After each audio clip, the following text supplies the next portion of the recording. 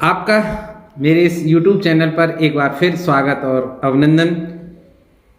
तो अब हम शुरू कर रहे हैं निर्देशांक ज्यामिति। परीक्षा की दृष्टि से बहुत ही महत्वपूर्ण प्रश्न है, क्योंकि इसमें से ऑब्जेक्टिव प्रश्नों के साथ साथ लघुत्तरात्मक और निबंधात्मक प्रश्न भी आते हैं। तो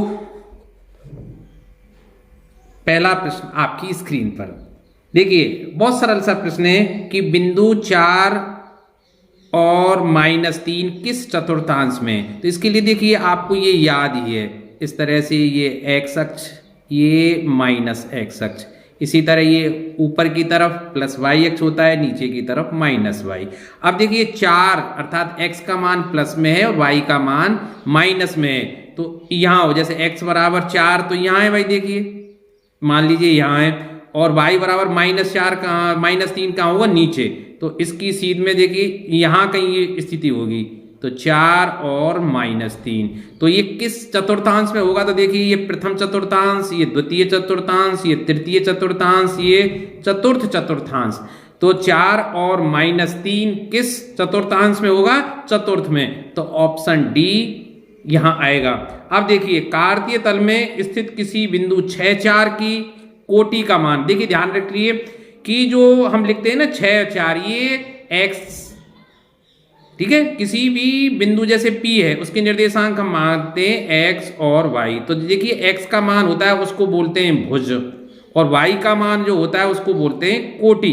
तो कोटि का मान पूछ रहा है, तो कोटि का मान कितना है, इसमें 4 है, और भुज का मान कितना है, 6। तो कोटि का मान क्या होगा, 4, ऑप्शन बी।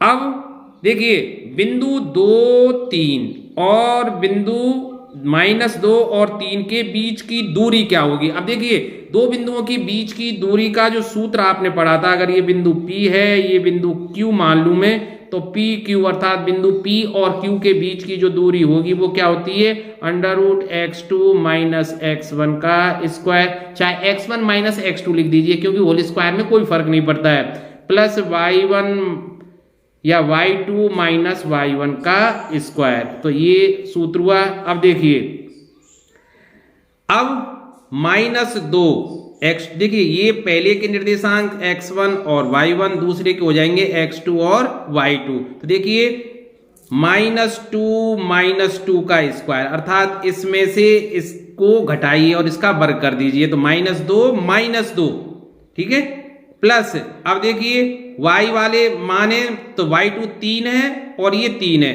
तो देखिए 3 - 3 का वर्ग।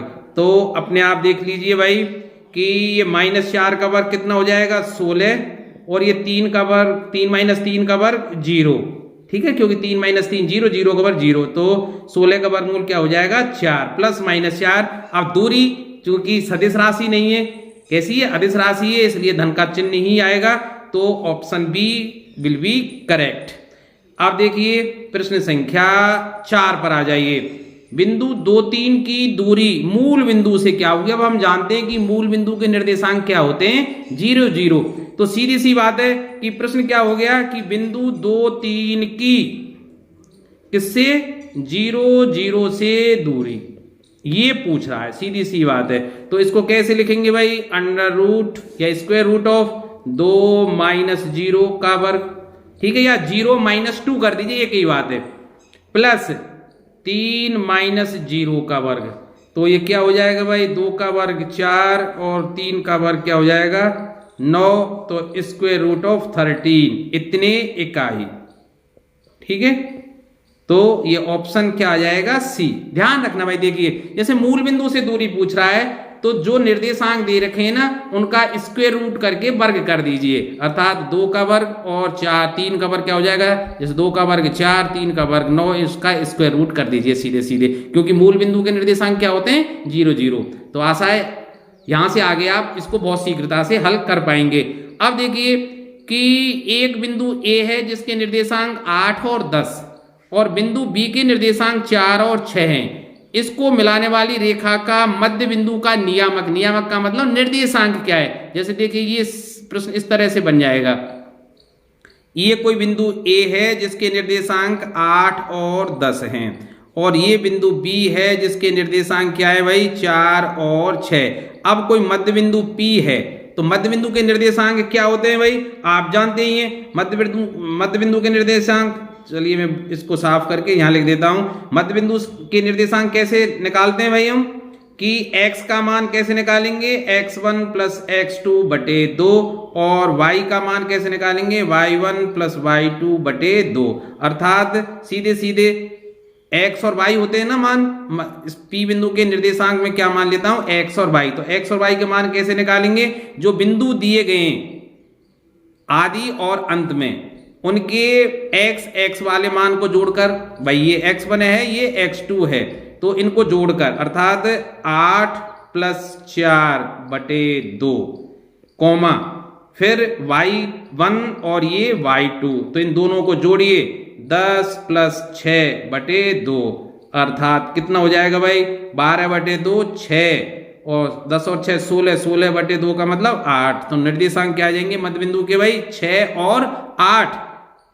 क्रम का ध्यान रखना भाई, तो ऑप्शन ए यहां सही हो जाएगा। अब चलते हैं प्रश्न संख्या 6।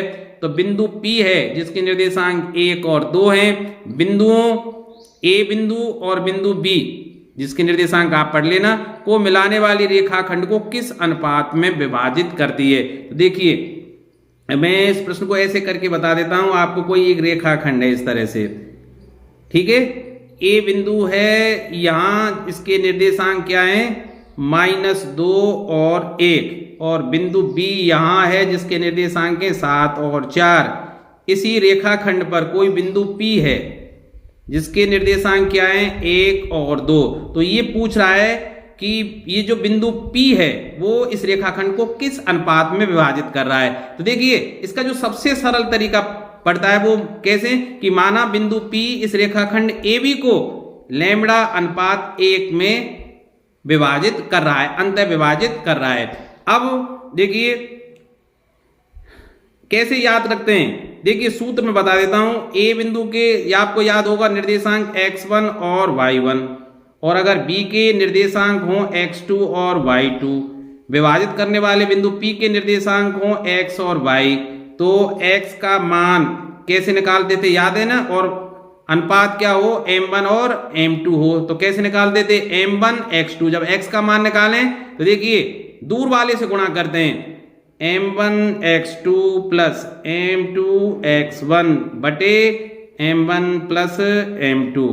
और इसी तरह y का मान कैसे निकालते थे भाई m1 y2 plus m2 y1 बटे m1 प्लस m2। हमेशा ध्यान रखना दूर वाले से गुणा करते हैं। तो अब इसी ट्रिक को यहां अपनाइए, किसी एक निर्देशांक को ले लीजिए। जैसे P बिंदु का एक निर्देशांक x वाला कौन सा है 1, तो 1 बराबर। अब देखिए m1 का मान कितना है यहाँ लैम्बडा और m2 का मान कितना है 1। तो देखिए m1 अर्थात लैम्बडा और लैम्बडा का गुणा किससे करेंगे 7 से, प्लस m2 का मतलब 1 और x1 x का मतलब -2 बटे m1 प्लस m2 अर्थात लैम्बडा प्लस 1।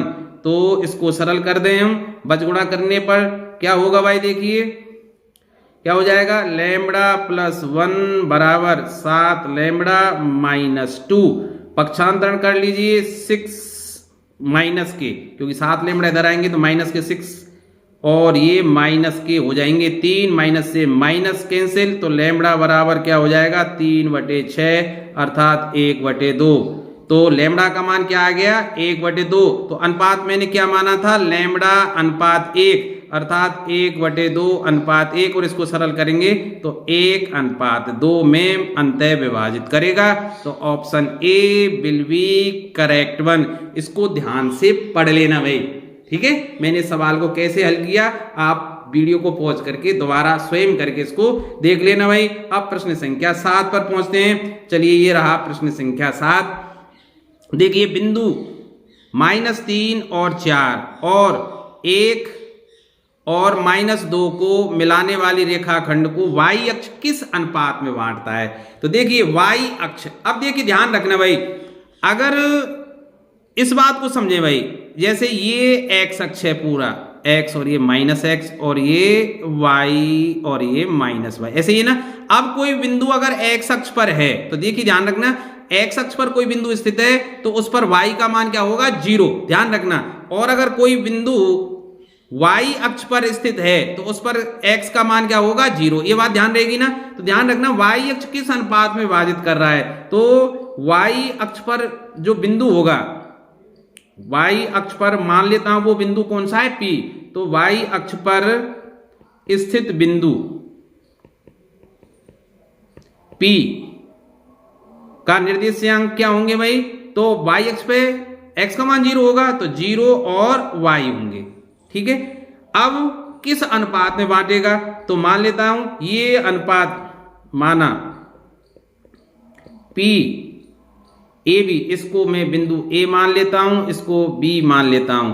तो ए बी को किस अनुपात में, वही लैम्बडा अनुपात 1 में विभाजित करता है, ऐसे मान लेंगे उसी तरह। तो अब देखिए ये x का मान है, ये y का मान है, तो उसी तरह देखिए मैं यहां बना देता हूं, ये a इसके निर्देशांक -3 -4 है और इसके निर्देशांक 1 और -2 है। ये बिंदु P है जिसके निर्देशांक 0 और y है। तो देखिए x का मान, ये x है भाई, ये x1 x2 है, ये x1 y1 है, ये x2 y2 है और 0 y क्या है, x और y के मान है। तो देखिए x का मान कैसे लिखते हैं, 0 बराबर m1, ठीक है। ये मैंने किस अनुपात में माना, लैम्बडा अनुपात 1। तो देखिए लैम्बडा का गुणा 1 से तो लैम्बडा, और 1 का गुणा -3 से तो -3 बटे लैम्बडा +1, m1 + m2 ऐसे ही आते हैं ना। आप बस गुणा कर दीजिए तो क्या हो गया भाई कि लैम्बडा -3 बराबर 0, तो लैम्बडा का मान क्या आ गया, 3। तो अनुपात कौन सा आ जाएगा भाई, मैंने क्या अनुपात माना था, लैम्बडा अनुपात 1, अर्थात अनुपात आ गया 3:1। आई ना बात समझ में। तो 3:1 किस में है भाई, ऑप्शन बी में। तो देखिए अब सिमिलर सवाल है, कौन सा, प्रश्न संख्या 8। अब प्रश्न संख्या 8 को ध्यान से आप समझ लीजिए कैसे, कि दो बिंदु हैं। चलिए मैं इस तरह से कर देता हूं, ये बिंदु A है, ये बिंदु B है, इसके निर्देशांक 2 और -3 है, B के निर्देशांक 5 और 6 हैं। पिछले वाला सवाल अगर ध्यान से आपने नहीं सुना तो इसको समझ लीजिए।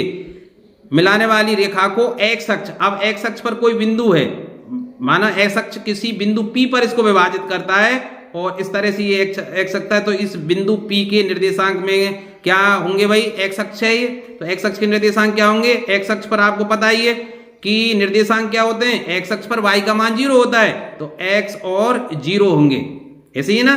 तो मैं मान लेता हूं ये x अक्ष इस रेखाखंड को वही लैम्बडा अनुपात 1 में अंतः विभाजित करता है। तो देखिए उसी तरह आप जो 0 हो उसको मान लीजिए। तो देखिए ये 0 क्या है, y वाला निर्देशांक है। तो देखिए y कैसे निकालते थे आपको पता ही है ना, m1y2 प्लस m2 y1 बटे m1 प्लस m2। तो देखिए y की जगह क्या लिखा हुआ है यहाँ, 0 बराबर m1 के स्थान पर क्या है, लैम्बडा। तो देखिए लैम्बडा का गुणा होगा किससे, 6 से, तो 6 लैम्बडा प्लस m2 के स्थान पर क्या है, 1, तो 1 का गुणा किससे होगा, -3 से। ध्यान रखना क्योंकि y के निर्देशांक निकाल रहे हैं हम, ठीक है, y का मान निकाल रहे हैं, तो दूसरे वाले से ही गुणा होगा ना। पहले वाला 2 और 5 बिल्कुल अलग रहेंगे। तो देखिए 1 का गुणा किससे होगा, -3 से, तो -3 आ जाएगा बटे m1 प्लस m2 अर्थात लैम्बडा प्लस 1।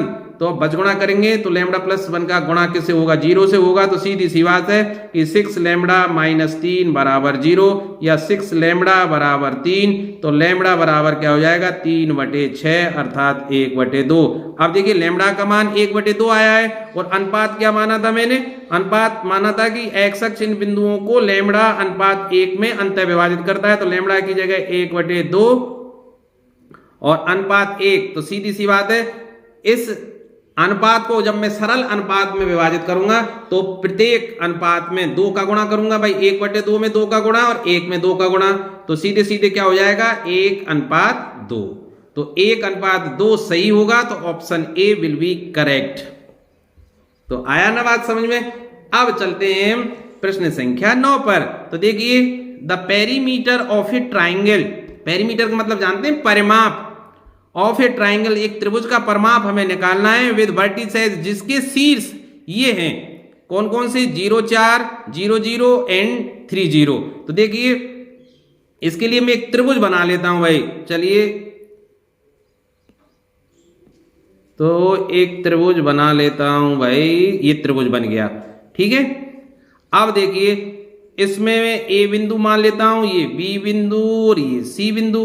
अब ए बिंदु के निर्देशांक क्या है भाई 0 4, बी के क्या है निर्देशांक 0 0 और सी के निर्देशांक क्या है 3 और 0। तो परिमाप त्रिभुज ए बी सी का परिमाप किसके बराबर होगा भाई, तीनों भुजाओं के योग के, अर्थात भुजा ए बी निकालिए, बी सी निकालिए और ए सी निकालिए, ऐसे ही है ना।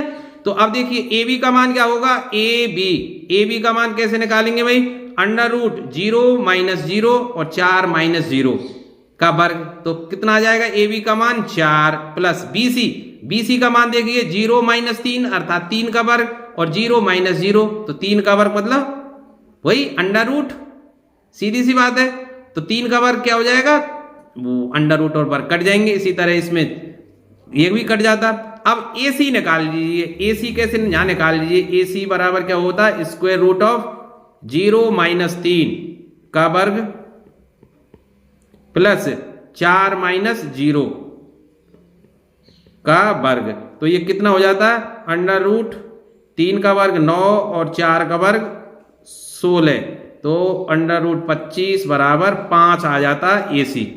तो ए सी 5 आ जाती, तो परिमाप कितना आ जाता 12 इकाई, ठीक है। 12 इकाइयां सेंटीमीटर या मीटर नहीं लिखते क्योंकि ये निर्देशांक है, ठीक है। तो 12 इकाई या 12 यूनिट, तो option b will be correct one. अब देखिए 10वां प्रश्न देखिए, ये रहा आपकी स्क्रीन पर त्रिभुज एबीसी, चलिए गलती है भाई टाइपिंग की, ए बी सी, क्योंकि शीर्षों को हम हमेशा कैपिटल लेटर से व्यक्त करते हैं। त्रिभुज ए बी सी के शीर्ष ए बी इनके निर्देशांक दिए गए हैं एवं केंद्रक के निर्देशांक भी दिए गए हैं 3 और 0। तो तीसरे शीर्ष सी के नियामक या निर्देशांक पूछें, तो मैं इसी तरह भाई एक त्रिभुज बना के आपको बताने का प्रयास करता हूं। तो देखिए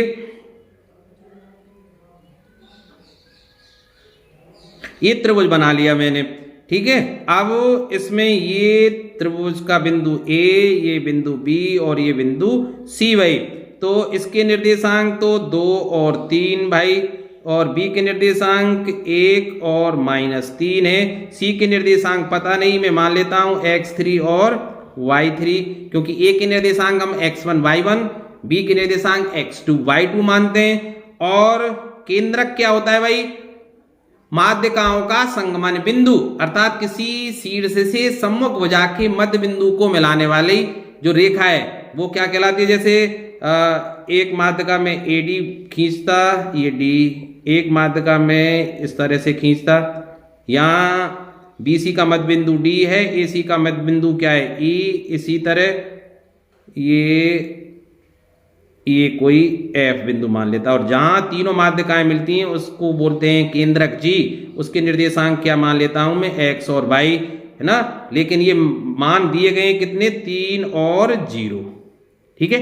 अब इतना केवल समझाने के लिए मैं कह रहा हूं, वास्तव में जो केंद्रक होता है ना उनके जो निर्देशांक कैसे निकालते हैं, निर्देशांक X और Y होते हैं केंद्रक के निर्देशांक, और वो कैसे निकालते हैं भाई, कैसे निकालते हैं याद कीजिए, आपको आगे ना याद, x1 + x2 + x3 बटे 3 कॉमा y1 + y2 + y3 बटे 3, अर्थात जो तीनों शीर्षों के निर्देशांक दिए गए ना, पहले के x1 y1, दूसरे के x2 y2, तीसरे के x3 y3, तीनों के x को जोड़ के 3 का भाग और तीनों के जो y वाले मान हैं उनको जोड़कर 3 का भाग देते हैं। तो अब देखिए भाई, अब इसमें सी वाले के निर्देशांक पूछ रहा है, तो देखिए x का मान देखिए, पहला शीर्ष कितना दिया गया है 3, तो देखिए 3 का मान किसके बराबर होगा, x1 का मान कितना है, ये x1 है, ये y1 है, ये x2 है, ये y2 है। ठीक है, चलिए मैं कलर अब इसमें चेंज करके नहीं बता देता हूं जिससे आपको। तो 3 बराबर x1 का मान कितना है 2 प्लस x2 का मान कितना है 1 प्लस c का मान जो c के निर्देशांक क्या है x3 और बटे 3। तो इसका मतलब क्या हुआ कि 2 प्लस 1 अर्थात 3 प्लस x3 बराबर कितना होना चाहिए 3 तिया 9। तो x3 का मान कितना होना चाहिए 9 माइनस 3 बराबर 6, अर्थात C बिंदु का पहला निर्देशांक तो कितना आ गया 6। इसी तरह भाई दूसरा निर्देशांक y, और y का मान क्या दिया हुआ है 0, तो 0 बराबर y1 अर्थात 3 प्लस y2 बराबर -3, तो ये -3 हो जाएगा भाई, प्लस y3 और बटे 3, तो 3 माइनस 3 अर्थात क्या हो गया 0 बराबर, क्यों भाई 3 गुणा 0 करेंगे तब भी 0 आएगा, तो 0 बराबर 0 प्लस y3। इसका मतलब क्या हुआ कि y3 बराबर क्या आ गया 0। अतः C के निर्देशांक क्या थे हमारे x3 और y3, ठीक है, C के निर्देशांक क्या थे x3 और y3। तो x3 का मान क्या है 6 और y3 का मान क्या है 0। तो C बिंदु जो है उसके निर्देशांक क्या है 6 और 0। तो देखिए 6 और 0 किस में है भाई, ऑप्शन थर्ड या सी में, तो option c will be correct here. अब देखिए 11वां प्रश्न देखिए, तो 11वां प्रश्न में बताऊं तो स्क्रीन को कर लेता हूं साफ बिल्कुल इस तरह से, और ये कर दिया मैंने इसको क्लीन। चलिए बिंदु देखिए 2 और -2 और 3 और 4 1 को मिलाने वाली रेखाखंड के मध्य बिंदु का नियामक है, अर्थात वो थोड़ी देर पहले ही मैंने सवाल बताया था। ए कोई बिंदु है जिसके निर्देशांक -2 और 3 है, और बी कोई बिंदु है जिसके निर्देशांक 4 और 1 है। इसका कोई मध्य बिंदु P है जिसके निर्देशांक x और y है। तो सीधी सी बात है, मध्य बिंदु के निर्देशांक x और y कैसे निकालते हैं भाई, कैसे निकालते हैं x और y? तो x का मान तो निकालते हैं कि x1 प्लस x2 बटे 2, और y का मान कैसे निकालते हैं y1 प्लस y2 बटे 2। तो सीधी सी बात है, पहले पहले जोड़ के 2 का भाग और दूसरे मान जो y है उनको जोड़कर 2 का भाग। तो P के जो निर्देशांक होंगे वो कैसे निकालेंगे भाई, -2 प्लस 4 बटे 2 कॉमा 3 प्लस 1 बटे 2। तो देखिए क्या हो जाएगा भाई, अरे ये डिस्टर्ब और करता है, हाँ भाई, तो ये कितना हो जाएगा देखिए, 4 में से 2 गए तो 2, और 2 में 2 का भाग देंगे तो 1, 3 और 1 4, 4 में 2 का भाग देंगे तो 2। तो P के जो मान है वो कितना आ गया 1 और 2, तो 1 और 2 ऑप्शन ए में, ठीक है, ऑप्शन ए इसमें सही हो जाएगा। तो चलते हैं अब हम 12वां प्रश्न देखिए। The line 3x plus y minus 9 बराबर 0 divides the line joining the point 13 and 27 internally in the ratio. कहना क्या चाह रहा है कि 2 बिंदु हैं मेरे पास, देखिए ये बिंदु हैं, ए कोई बिंदु है जिसके निर्देशांक 1 और 3 है, और दूसरा बिंदु बी है जिसके निर्देशांक कितने 2 और 7। इनको एक लाइन है इस तरह से, ठीक है, और उसका जो समीकरण है वो क्या दिया गया है 3x प्लस वाई माइनस 9 बराबर 0। इसको किसी बिंदु पर विभाजित कर रही है, ये माना इस बिंदु P पर विभाजित कर रही है, और उसके निर्देशांक होंगे x और y मान लेता हूं। तो ये x और y के जो मान है वो इसको क्या करेंगे, इस लाइन को क्या करेंगे संतुष्ट। क्यों? क्योंकि जो बिंदु P है वो कहां स्थित है, इस रेखा पर, अर्थात 3x प्लस वाई माइनस 9 पर स्थित है, ठीक है। तो x और y के जो मान होंगे वो इसको क्या करेंगे संतुष्ट। तो मैं मान लेता हूं कि ये जो बिंदु P है, अर्थात इस रेखा पर जो बिंदु P है, जो A B रेखाखंड को मिलाने वाली रेखाखंड को प्रतिच्छेद कर रहा है, जहां प्रतिच्छेद कर रहा है वो किस अनुपात में कर रहा है, लैम्बडा अनुपात 1 में। मैंने क्या मान लिया, लैम्बडा अनुपात 1 मान लिया इसको। तो चलिए अब x का मान यहां से कैसे निकालते भाई, कैसे निकालते भाई, देखिए कैसे निकालते, m1 x2 ऐसे निकाल देना। तो देखिए लैम्बडा का मान गुणा 2 से, तो 2 लैम्बडा, अर्थात पी के निर्देशांक निकाल रहा हूं मैं 2 लैम्बडा, और 1 का जो गुणा किससे होता है 1 से, 2 लैम्बडा प्लस 1 बटे लैम्बडा प्लस 1, क्योंकि नीचे क्या होता है m1 प्लस m2। दूसरा y के निर्देशांक कैसे निकालते, m1 y2 अर्थात लैम्बडा का गुणा 7 से, तो 7 लैम्बडा प्लस, अब एक m2 का मान क्या है 1 का गुणा किससे होगा 3 से, तो 7 लैम्बडा प्लस 3 बटे m1 प्लस m2 अर्थात लैम्बडा प्लस 1। तो p के निर्देशांक इस हिसाब से इतने आए। कब आए, जब मैंने क्या माना कि ये रेखाखंड जो रेखा है 3x प्लस वाई माइनस 9 बराबर 0, रेखाखंड AB जिसके निर्देशांक दिए गए इसको लैम्बडा अनुपात 1 में अंततः विभाजित कर रही है। तो ये जो निर्देशांक आए P बिंदु के, ये निर्देशांक कहाँ होंगे भाई, इस लाइन पर।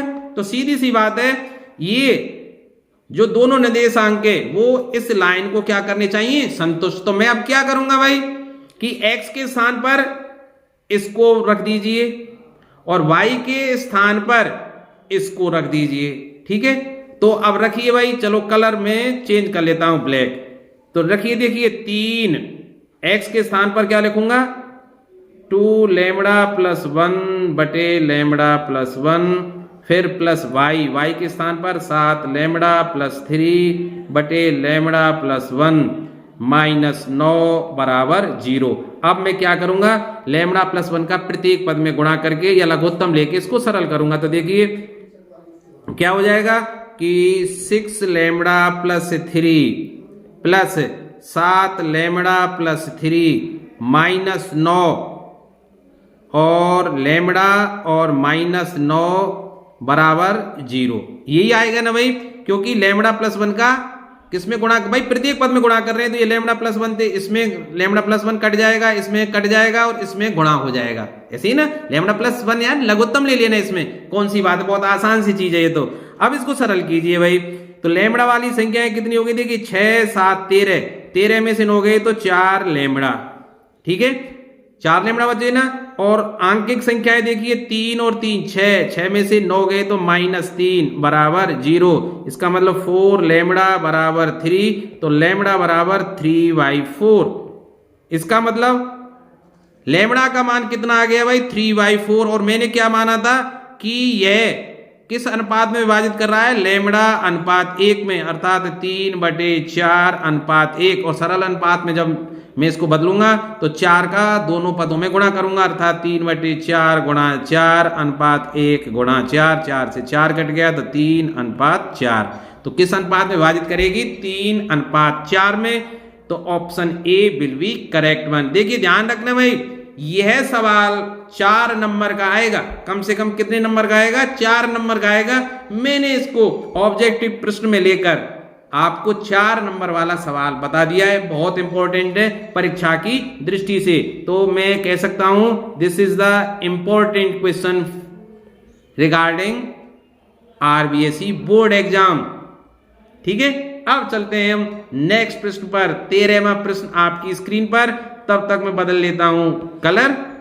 The coordinate of the centre of a circle passing through 1 2 3 -4, और कहना क्या चाह रहा है कि एक वृत्त है जो इन तीनों बिंदुओं से गुजरता है, तो उसके केंद्र के निर्देशांक आपको बताने हैं।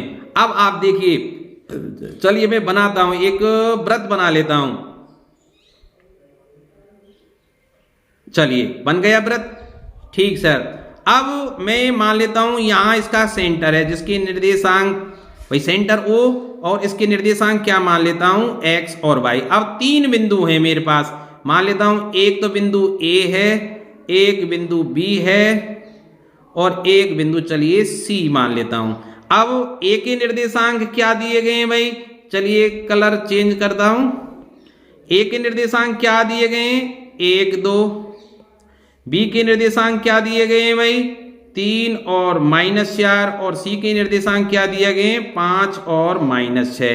तो सीधी सी बात है, आप एक बात सोचिए कि केंद्र की दूरी परिधि पर स्थित इन तीनों बिंदुओं से बराबर होगी ना।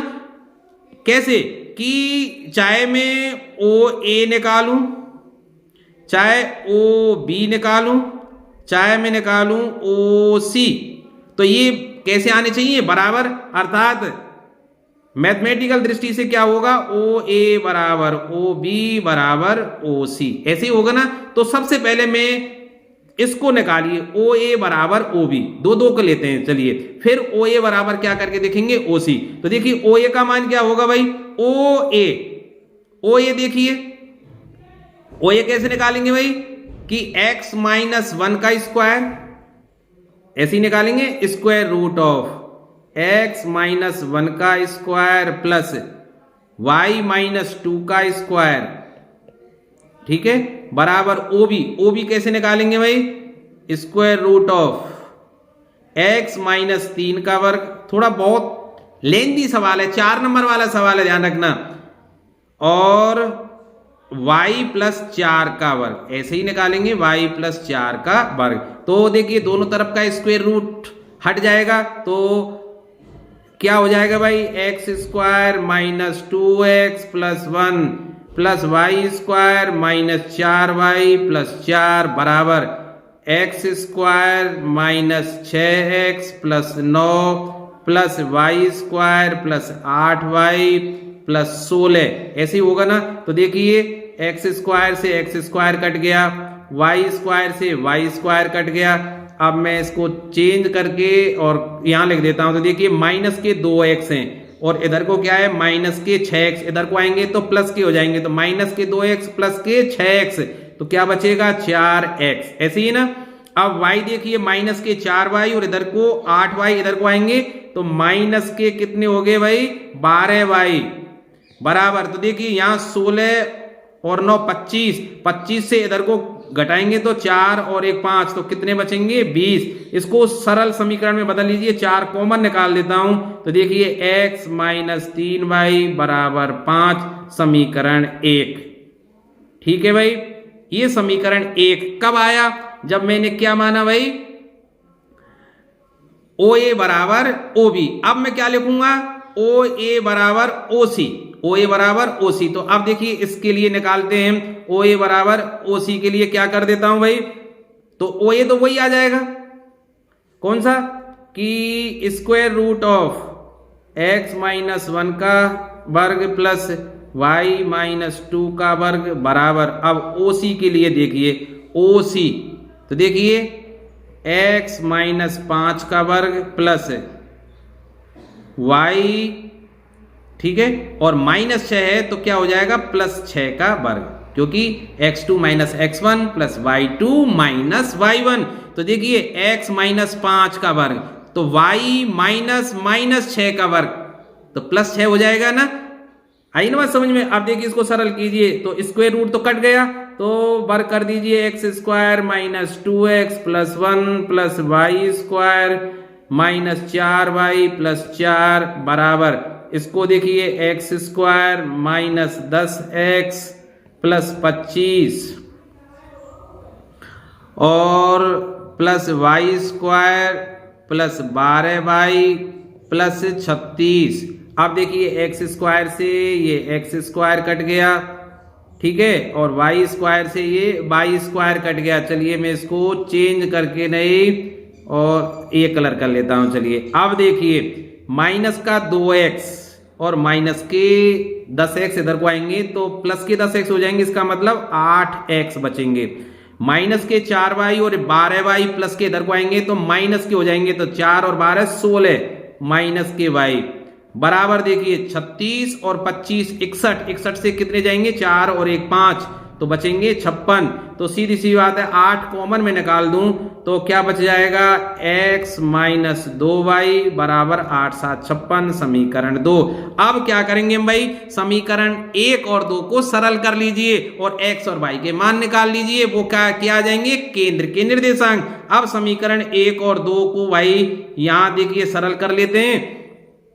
अब समीकरण 1 क्या है? x माइनस 3y बराबर 5, ये समीकरण 1 है भाई। चलिए देख लेते हैं। और दूसरा क्या है? x माइनस 2y बराबर 7, ये समीकरण 2। सरल कर लीजिए, ये माइनस, ये प्लस और ये माइनस, तो देखिए ये कट गया, तो -3y और ये प्लस के 2y, तो माइनस का y बराबर -2। इसका मतलब y बराबर क्या आ गया 2। अब y का मान अगर मैं 2 रखूं तो समीकरण 1 में, तो क्या आ जाएगा x बराबर 5 प्लस 3y, इसका मतलब 5 प्लस 3 और y की जगह 2, तो 5 प्लस 6 बराबर 11।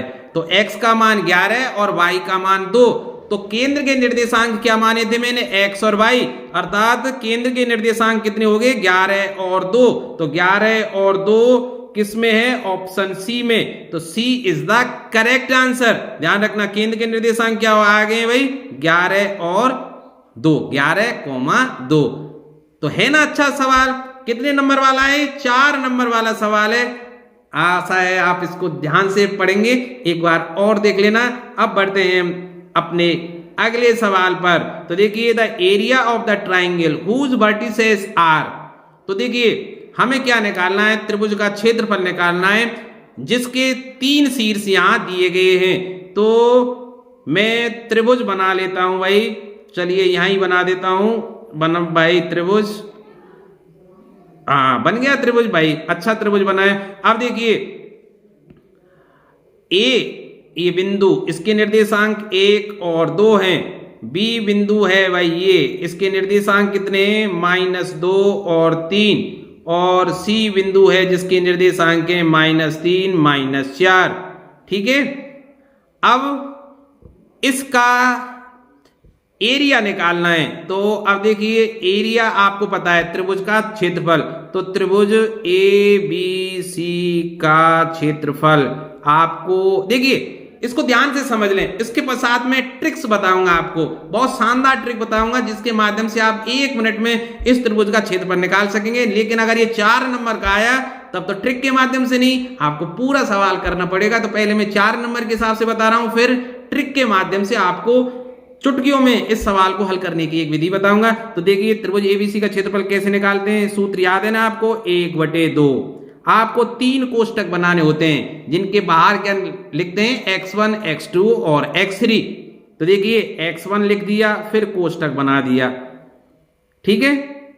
और इसके अंदर क्या लिखना पड़ता है, x1, तो यहां क्या आएगा, y2 माइनस y3। देखिए यहां x1 है ना, तो 1 2 3 क्रम का ध्यान रखेंगे। अंदर कोष्टक के y आएगा, तो देखिए x1 बाहर है तो y2 माइनस y3, फिर x2 बाहर आएगा, फिर 2 क्रम से देखिए 2 के बाद क्या आएगा 3, तो y3 माइनस y1। अब क्या आएगा, x3 बाहर आएगा, तो 3 के बाद क्या आएगा, y1 माइनस y2, और ये कोष्टक बंद। याद आ गया ना। देखिए x1 बाहर, x2 बाहर और x3 कोष्टक से बाहर है। फिर क्रम का ध्यान रखिए, 1 2 3, तो देखिए 1 बाहर है तो y2 माइनस y3, फिर दूसरे में x2 बाहर है तो क्या लिखेंगे, y3 माइनस y1, फिर तीसरे में x3 बाहर है तो y1 माइनस y2। एक क्रम का ध्यान रखेंगे आप, है ना। चलिए रखिए इसमें मान। तो त्रिभुज का क्षेत्रफल 1/2। x1 का मान क्या है भाई, ध्यान रखना, ये x1 y1, ये x2 y2, ये x3 y3, कॉमा लगा लीजिए इनके बीच में। तो देखिए x1 का मतलब 1 बाहर रहेगा पहले, फिर 3 माइनस माइनस 4, तो क्या हो जाएगा 3 प्लस 4। अब किसका नंबर है, -2 का बाहर रहने का, तो देखिए ये -2 लगा देता हूं, ठीक है। -2 बाहर है भाई, ये -2 है, तो -2 यहां ये बाहर हुआ, तो कहां से शुरू करेंगे, -4 -2, तो -4 -2। अब किसका नंबर है, -3 का बाहर रहने का, तो -3 जब बाहर रहेगा तो कहां से शुरू करेंगे, y1 माइनस y2, अर्थात 2 -3, तो 2 -3, ये कोष्टक बंद। तो देखिए 1/2, ये कितना आ जाएगा, 3 और 4 7। देखिए 4 और 2 माइनस के 6 गुणा -2 करेंगे तो प्लस के 12। और देखिए 3 में से 2 गए तो माइनस का 1, और -1 गुणा -3 करेंगे तो प्लस के 3, तो कितने हो गए, 12 और 3 15 और 7 22, अर्थात 22/2, इसका मतलब 11 वर्ग इकाई। ये क्या होगा भाई? इस त्रिभुज का क्षेत्रफल होगा। तो यहां देखिए स्क्वायर यूनिट, इसने प्रश्न में थोड़ी गलती की है कि स्क्वायर यूनिट में ये क्षेत्रफल आता है, तो ध्यान रखना वर्ग सेंटीमीटर या वर्ग मीटर नहीं लिखेंगे, केवल आप त्रिभुज के क्षेत्रफल में क्या लिखेंगे? वर्ग इकाई। तो आई ना बात समझ में? अब देखिए प्रश्न संख्या 15। प्रश्न संख्या 15 क्या है? एक्स अक्ष पर बिंदु कोई है जो कि बिंदुओं ए और बी से समान दूरी पर है, तो उस एक्स अक्ष पर स्थित बिंदु पी के निर्देशांक निकालिए। तो मैं मान लेता हूं कि माना एक्स अक्ष पर कोई बिंदु है, एक्स अक्ष पर स्थित बिंदु P के निर्देशांक। ध्यान रखना एक्स अक्ष पर y का मान 0 होता है, जो मैंने वीडियो के प्रारंभ में ही आपको ढंग से बताया था, ऐसे ही है ना? तो देखिए P बिंदु पर स्थित, अतः एक्स अक्ष पर स्थित बिंदु P के निर्देशांक क्या होंगे? x और 0। क्यों? क्योंकि x अक्ष पर y का मान 0 होता है। ठीक है, अब वो क्या कह रहा है कि इस बिंदु P की बिंदु A और बिंदु B से दूरी कैसी है? बराबर। तो प्रश्नानुसार क्या कह रहा है कि PA बराबर क्या है? PB। अब PA का मान कैसे निकालेंगे? अंडर रूट x माइनस 1 अर्थात x + 1 का स्क्वायर प्लस 0 - 0 का वर्ग अर्थात 0 - 0 का वर्ग बराबर स्क्वायर रूट ऑफ PB कैसे निकालेंगे? तो x - 5 का वर्ग, x - 5 का वर्ग प्लस 0 - 0 का वर्ग, अर्थात पहले वाले से पहले को घटाते हैं, दूसरे वाले निर्देशांक को दूसरे वाले निर्देशांक से, अर्थात भुज को भुज से घटाएंगे, कोटि को कोटि से घटाएंगे। ठीक है भाई? तो देखिए स्क्वायर रूट दोनों का कैंसिल आउट हो जाएगा, तो देखिए क्या हो जाएगा? x² प्लस 2x प्लस 1 बराबर ये, क्योंकि 0 तो 0 का वर्ग 0 ही रहेगा, x² माइनस 10x प्लस 25। देखिए x² से x² कैंसिल, अब ये 10x इधर को आएंगे तो प्लस के होंगे, तो 12x बराबर 1 इधर को जाएगा तो 25 - 1 अर्थात 24 हो जाएंगे, तो x बराबर 2। तो x का मान मैंने ज्ञात कर लिया 2। तो P बिंदु जो हमने निकाला था उसके जो निर्देशांक क्या होंगे? x और 0। इसका मतलब x का मान रख दिया 2 और 0 आएगा, तो P बिंदु जो x अक्ष पर स्थित है उसके निर्देशांक क्या होंगे? 2 और 0, दैट इज ऑप्शन बी। तो ऑप्शन बी हमारा सही हो गया। अब प्रश्न संख्या 16 पर हम बढ़ते हैं भाई, कि यदि बिंदु P 5, 6 और बिंदु A 6, 5, बिंदु B 4 और y में शामिल होने वाले रेखाखंड AB का मध्य बिंदु है, तो y क्या कहलाएगा? ये तो बहुत सरल सवाल हुआ है, इसको तो आप निकाल ही देंगे कि भाई बिंदु, देखिए चलो चित्र बना देता हूं। A बिंदु है जिसके निर्देशांक 6 और 5 है भाई, B बिंदु है जिसके निर्देशांक क्या है? 4 और y है, एक बिंदु P है जिसके निर्देशांक 5 और 6 है। तो y का मान कैसे निकालेंगे? देखिए y का मान कैसे निकाला होगा? देखिए 6 कैसे आया होगा? 5 और y को जोड़कर 2 का भाग दिया होगा, ऐसे ही ना भाई? तो देखिए 5 + y का मान कितने के बराबर हो जाएगा? 6 दूनी 12, तो y बराबर क्या हो जाएगा? 12 - 5 बराबर 7। तो y का मान क्या रहेगा? 7 रहेगा भाई, सीधी सी बात है। देखिए 5 कैसे आया होगा कि 6 + 4 दोनों को जोड़ा होगा और 2 का भाग दिया होगा। 6 और 4 10, 10 में 2 का भाग देंगे तो 5 आ जाएगा। इसी तरह 6 कैसे आएगा कि 5 और y को जोड़कर, अर्थात 5 में कितने जोड़े y के रूप में कि 2 का भाग देने पर 6 आ जाए। 2 का भाग देने पर 6 अर्थात योगफल 12 आना चाहिए, तो 5 तो यहां है, तो y के स्थान पर क्या होना चाहिए? 7 होना चाहिए। ठीक है, अब प्रश्न संख्या बढ़ते हैं हम 17 पर। तो देखिए the area of a triangle with vertices 5, 0, 8, 0 and 8, 4 in square unit is. चलिए इस ऐसे सवाल को मैंने अभी थोड़ी देर पहले बताया था, फिर बता देता हूं। हाँ, पहले मैं ट्रिक बताना भूल गया था, इस बार आपको ट्रिक भी मैं इसमें बताऊंगा। तो सबसे पहले मैं ट्राइंगल बना लेता हूं भाई। तो ट्राइंगल, चलिए ये मैंने ट्राइंगल बना लिया, बन गया भाई ट्राइंगल। तो देखिए बिंदु ए, बिंदु बी, बिंदु सी। अब देखिए चलिए कलर चेंज कर देता हूं इसमें। अब इसके निर्देशांक क्या दिए गए हैं, 5 0। इसी तरह बी के निर्देशांक 8 0 और सी के निर्देशांक हैं भाई 8 और 4। ये बिंदु सी है। तो एरिया ऑफ ए ट्राइंगल कैसे निकालते हैं, पूरी विधि अभी आपको बताया था कि त्रिभुज ए बी सी का क्षेत्रफल, त्रिभुज ए बी सी का जो क्षेत्रफल है वो कैसे निकालते हैं, 1/2। सूत्र याद है ना, x1 बाहर रहेंगे तो y2 माइनस y3। अब x2 बाहर रहेगा तो क्या आ जाएगा, y3 माइनस y1। क्रमिकता का ध्यान रखें भाई। अब कौन बाहर रहेगा, x3। ध्यान रखना कोष्टक से बाहर कौन कौन से रहते हैं, x1 x2 और x3।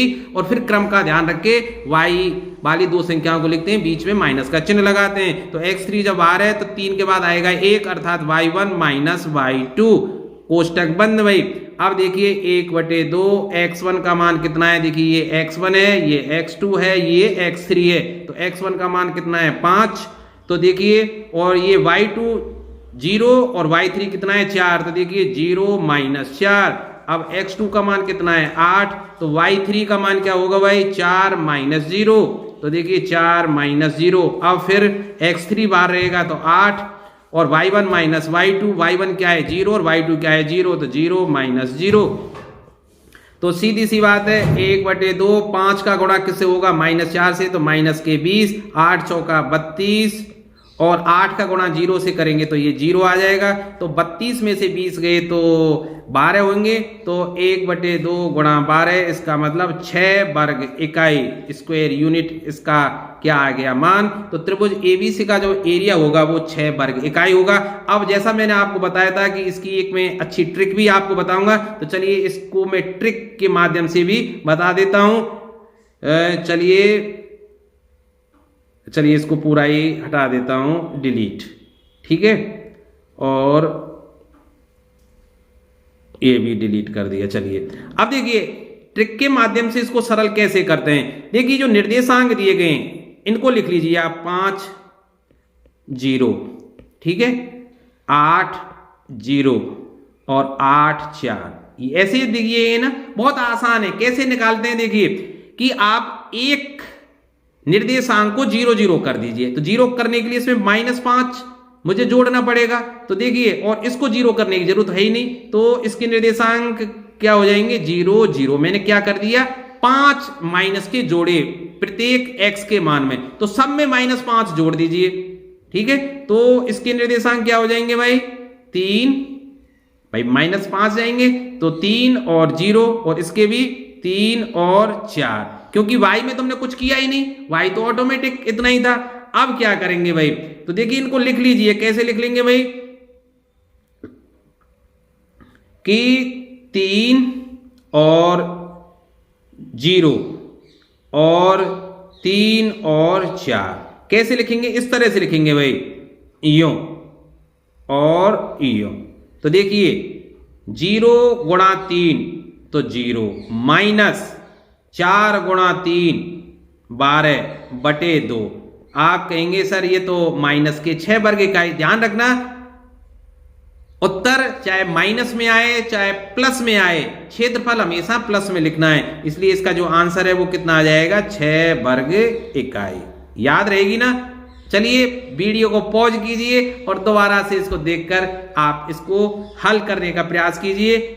तो अब देखिए 18वां प्रश्न है, the coordinate of the point P dividing the line segment joining the point A and B in the ratio. इसका मतलब क्या पूछ रहा है इस सवाल में, कि देखिए दो बिंदु हैं A और B जिनके निर्देशांक 1 और 3 है भाई, और B के निर्देशांक 4 और 6। इन पर कोई बिंदु P है इस रेखाखंड पर, ठीक है, जो इस रेखाखंड को 2:1 में विभाजित करता है।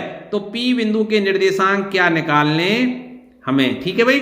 P बिंदु के निर्देशांक में मान लेता हूं x और y है। तो देखिए x का मान कैसे निकालते हैं, आपको याद है ना, m1 x2 plus m2 x1 बटे m1 प्लस m2, और y का मान कैसे निकालते हैं, m1 y2 plus m2 y1 upon m1 plus m2। तो देखिए x का मान कैसे निकालेंगे, m1 का मान कितना है, तो 2 का गुणा 4 से तो 8 प्लस 1, m2 का मान कितना है, 1 का गुणा 1 से करेंगे तो 1 बटे m1 प्लस m2 अर्थात 2 प्लस 1, और y का मान कैसे निकालेंगे, 2 गुणा 6 12 प्लस m2 अर्थात 1 का गुणा 3 से बटे m1 प्लस m2 2 प्लस 1। तो x का मान तो आ गया भाई 8 और 1 9, 9 में 3 का भाग देंगे तो 3, और y का मान कितना आ गया 12 और 3 15, 15 में 3 का भाग देंगे तो 5, अर्थात P बिंदु के जो निर्देशांक है वो कितने आ जाएंगे, P बिंदु के जो निर्देशांक हैं वो क्या आ जाएंगे भाई, x का मान पहले y का मान बाद में, तो 3 और 5 option b will be correct one.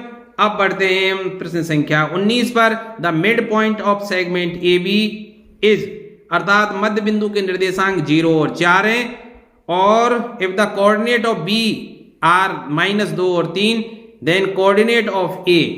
तो देखिए सवाल थोड़ा सा बदल दिया ना, कैसे कि कोई एक रेखाखंड है जिसका प्रथम शीर्ष क्या है भाई a, जिसके निर्देशांक पता नहीं है, मैं मान लेता हूं x1 और y1, ठीक है, और b जिसके निर्देशांक x2 और y2 हम लेते हैं, पर वो मान कितने दिए गए हैं, -2 और 3।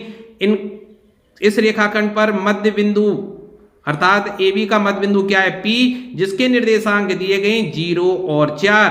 तो मुझे अब A बिंदु के निर्देशांक निकालने। भाई देखिए कि 0 कैसे आया होगा, मध्य बिंदु के निर्देशांक कैसे आए होंगे कि x1 प्लस x2 बटे 2, अर्थात कैसे कि x1 -2 बटे 2 करके कितना आया होगा 0। तो सीधी सी बात है x1 -2 बराबर 0, बजगुणा करेंगे तो x1 का मतलब 2 आ गया, अर्थात A बिंदु का जो x का मान है वो कितना आ गया 2। इसी तरह भाई आप देखिए ये 4 कैसे आया होगा, y1 प्लस 3 बटे 2 करके, अर्थात y1 प्लस 3 का मान कितना होगा 4 दूनी 8, तो y1 का मान कितना हो जाएगा 8 - 3 बराबर 5। तो सीधी सी बात है कि x1 और y1 के मान कितने आ गए भाई, क्रमशः 2 और 5।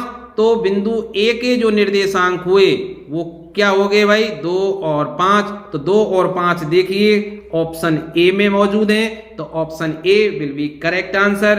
अब चलते हैं प्रश्न संख्या 20 पर। भाई देखिए प्रश्न संख्या 20 देखिए, if the point A x2 x और 2, ठीक है, और b -3 और -4 and c 7 -5 are collinear, then the value of x is. क्या कह रहा है कि ये 3 बिंदु दिए गए a b और c, ये तीनों संरेखीय हैं, कोलिनियर हैं। अब संरेखीय हैं अर्थात एक ही रेखा में स्थित हैं, तो सीधी सी बात है कि जब 3 बिंदु संरेख हों अर्थात एक ही रेखा में स्थित हों तो उनसे निर्मित त्रिभुज का क्षेत्रफल क्या होना चाहिए 0। भाई सीधी सी बात है, अगर 3 बिंदु एक ही रेखा में उपस्थित हैं या स्थित हैं तो उनसे निर्मित त्रिभुज का क्षेत्रफल 0 होगा, अर्थात 3 अगर एक ही सरल रेखा में बिंदु होंगे तो वो त्रिभुज का निर्माण कर ही नहीं पाएंगे, और जब त्रिभुज का निर्माण कर ही नहीं पाएंगे तो उनके द्वारा निर्मित त्रिभुज का क्षेत्रफल 0 के बराबर होगा। तो मैं क्या करूंगा, शब्द लिख दूंगा कि if 3 points are in a line अर्थात collinear, then the area of a triangle must be equal to 0।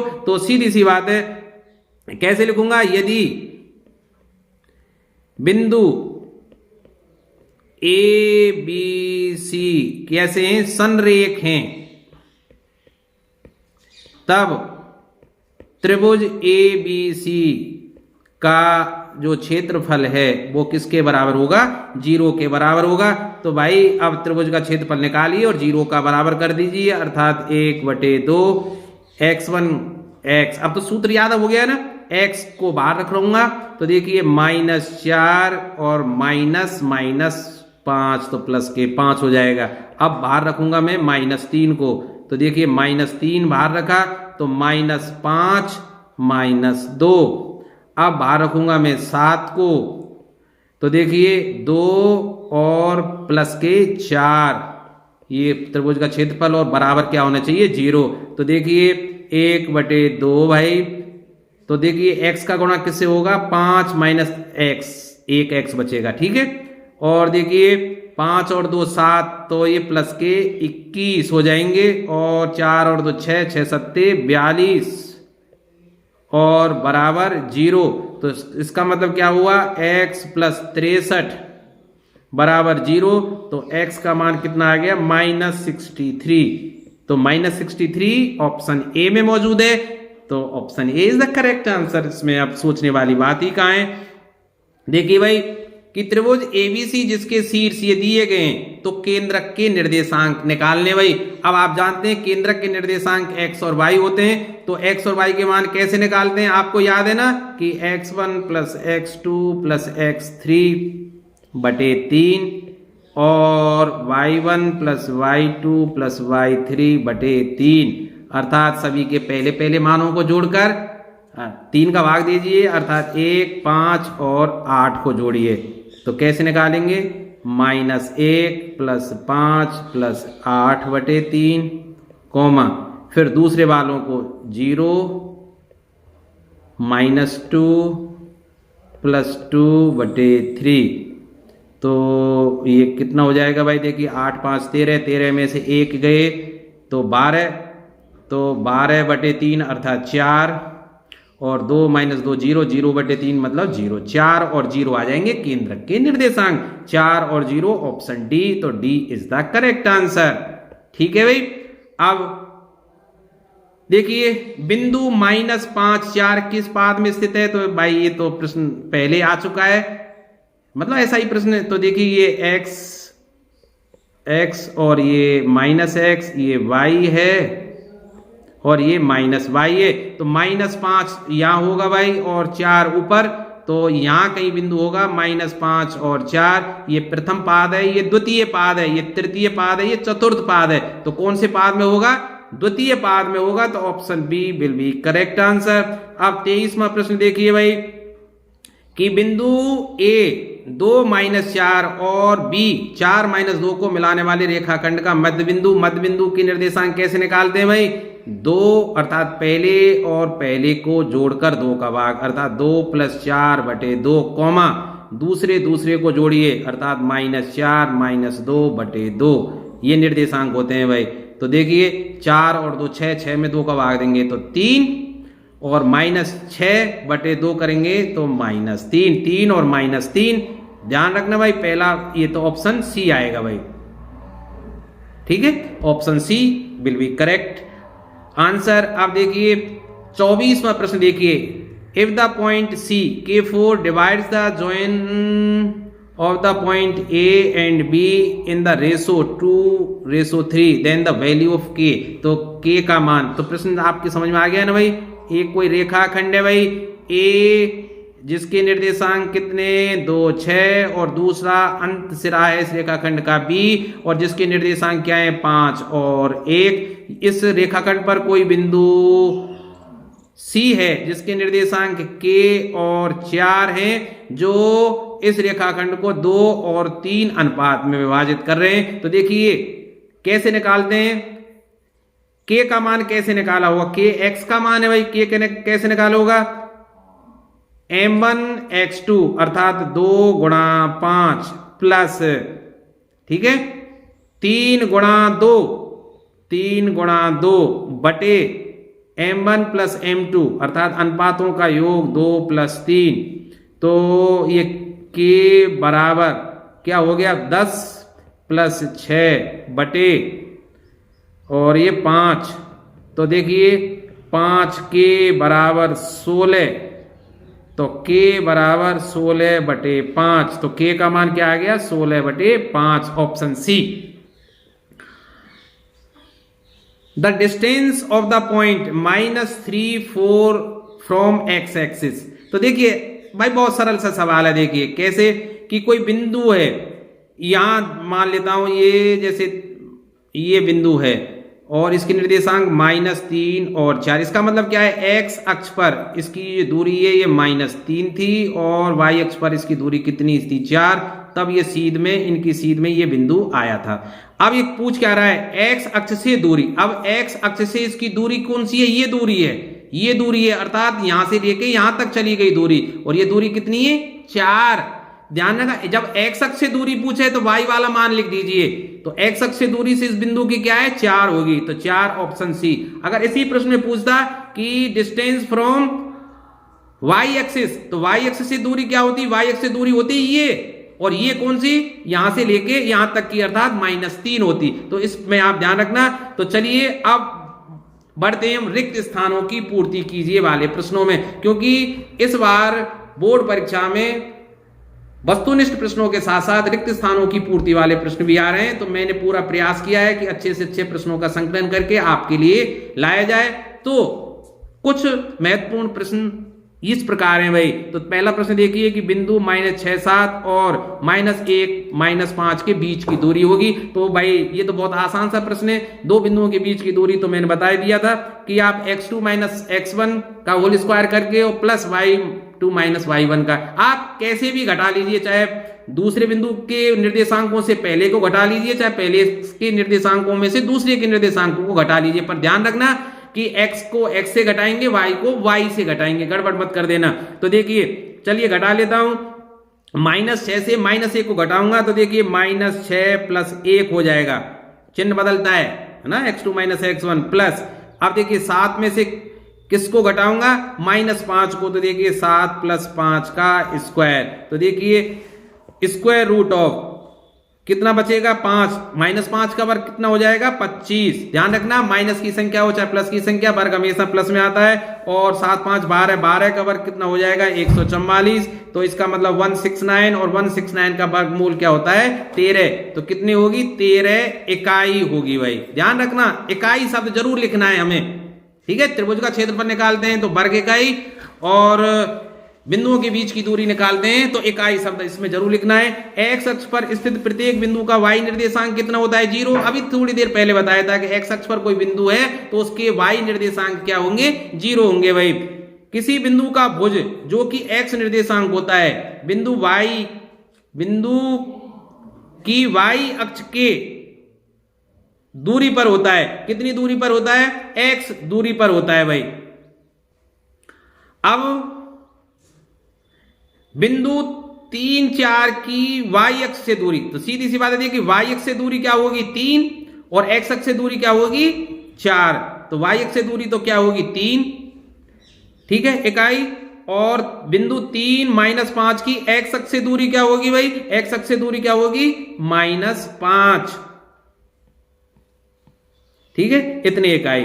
अब चलिए छठा प्रश्न, बिंदु 5 -4 और -3 दो के बीच की दूरी। फिर वही प्रश्न आ गया भाई कि ये बिंदु मैं A मान लेता हूं, ये बिंदु B मान लेता हूं, तो A B के बीच की दूरी कैसे निकालेंगे, स्क्वायर रूट ऑफ 5 -3 अर्थात 5 + 3 का वर्ग प्लस -4 - 2 का वर्ग, तो -4 - 2 का वर्ग अर्थात कितना हो जाएगा, 8 का वर्ग, और ये प्लस -6 का वर्ग भाई। तो सीधी सी बात है, 8 का वर्ग 64 और 6 का वर्ग 36, तो ये 100 और 100 का वर्गमूल 10 इकाई, तो 10 इकाई हो जाएगा, ठीक है। अब किसी वर्ग के सम्मुख शीर्ष ये हैं तो उसके विकर्ण की लंबाई, तो वही सवाल हुआ एक तरह से कि सम्मुख शीर्ष दिए गए हैं, तो अब जैसे मैं चलिए वर्ग बना देता हूं, ये वर्ग बना दिया मैंने। चलो सम्मुख शीर्ष दिए गए, एक शीर्ष यहां दिया गया है -5 और -4, और दूसरा शीर्ष, चलो ये बिंदु A है, ये बिंदु C है, तो इसके निर्देशांक दिए गए हैं 3 और 2, तो विकर्ण ये होगा ना भाई। तो AC की लंबाई, AC की जो लंबाई वो कैसे होगी भाई, 3 -5, ठीक है। तो 3 + 5 का वर्ग प्लस 2 -4, इसका मतलब 2 + 4 का वर्ग, तो स्क्वायर रूट ऑफ 8 का वर्ग प्लस 6 का वर्ग, तो 8 का वर्ग कितना हो जाएगा 64 और 6 का वर्ग 36। वही बात आ गई कि अंडर रूट 100 और ये 10 कितना आ जाएगा भाई, इस विकर्ण की लंबाई कितनी हो जाएगी 10 इकाई। ठीक है, एक्स अक्ष पर स्थित किसी बिंदु की कोटि, कोटि का मतलब y का मान क्या होता है 0 होता है, ध्यान रखना एक्स अक्ष पर y का मान क्या होता है 0 होता है। किसी बिंदु P x y की मूल बिंदु से दूरी क्या होगी, मूल बिंदु से दूरी क्या होगी भाई x माइनस 0 का वर्ग प्लस y माइनस 0 का वर्ग। मैंने बताया था कि जिस बिंदु की मूल बिंदु से दूरी निकालनी हो अंडर रूट में x के मान का वर्ग प्लस y के मान का वर्ग कर दीजिए, तो वो कितना होगा under root x square plus y square, क्योंकि x माइनस 0 का whole square plus y minus 0 का होल स्क्वायर अर्थात x square plus y square का स्क्वायर रूट हो जाएगा। दो बिंदु हैं, अब चलो मैं इसको स्क्रीन को करता हूं साफ। तो देखिए अब दो बिंदु हैं 0 a cos थीटा और a sin थीटा और 0 के बीच की दूरी है। इस बिंदु को मान लेता हूं मैं a और इस बिंदु को मान लेता हूं b। तो देखिए a b के बीच की दूरी square root of 0 minus a sin theta अर्थात a sin थीटा का वर्ग 0 माइनस a sin थीटा का होल स्क्वायर प्लस फिर a cos थीटा माइनस 0 का वर्ग।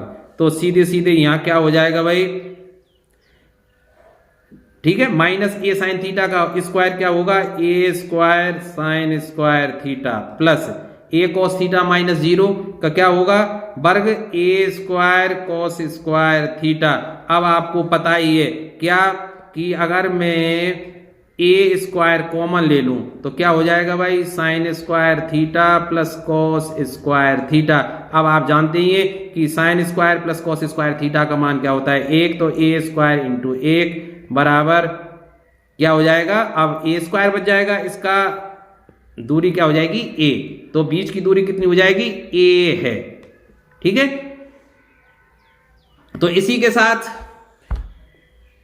हमारा जो 2 डायमेंशनल ज्योमेट्री का या निर्देशांक ज्यामिति के प्रमुख प्रश्नों की जो कड़ी है वो समाप्त होती है। और बड़े प्रश्नों के लिए आप वीडियो में बने रहें। ठीक है, मैंने इसमें लघुत्तरात्मक, अति लघुत्तरात्मक और बड़े प्रश्नों को समाहित किया था, लेकिन वो सभी का रूप क्या दे दिया था ऑब्जेक्टिव प्रश्न के रूप में या वस्तुनिष्ठ रूप में दे दिया था। लेकिन इसमें मैंने सारे प्रश्नों को कवर करने का प्रयास किया था, चाहे वो बिल्कुल छोटे टाइप के हों, अति लघुत्तरात्मक हो, लघुत्तरात्मक हो या बड़े हों, क्योंकि त्रिभुज का क्षेत्रफल जैसे और या वृत्त का केंद्र निकालना हो, केंद्रक निकालना हो त्रिभुज का, ऐसे सारे प्रश्नों को समाहित किया था। आशा है कि वीडियो आपको जरूर पसंद आएगा। ठीक है।